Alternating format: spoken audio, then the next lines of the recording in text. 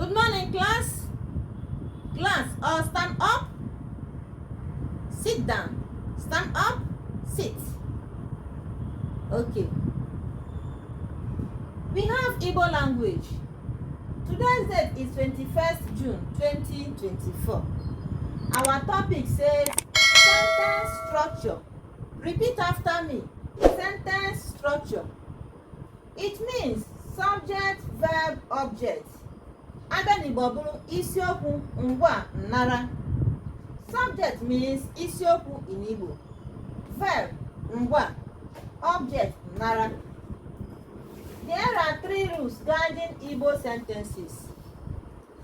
Enwere usoro iwu 3 nnachi ahịrịokwu na Igbo. Number 1, the use of pronoun. Number 2, the vowel agreement. Number 3, the use of na.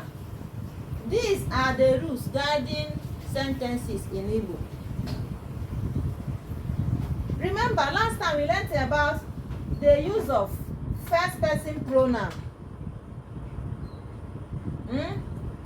Yabo, I, me, my, and they, mine. These 4 pronouns in English. In Igbo, you have them as mu, mobo, as a first person pronoun. Today, let us look into second person pronoun. Ya bụ Nnochi aha nke onye nke abụọ. Second person pronoun. You have you. You in Igbo you call it gị maọbụ ị. You have you are.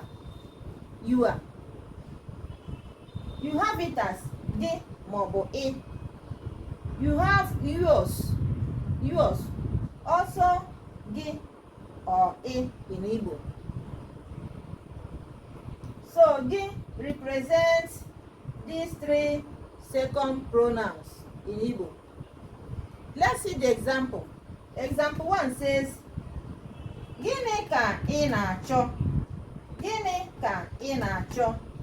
Meaning, what are you looking for? Another example. Nne gị na-abịa.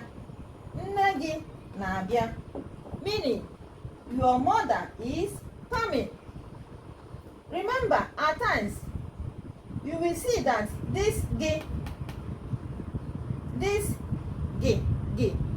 will not be there. You have only a. It's just the same thing. Like the first sentence, we have Gịnị ka ị na-achọ?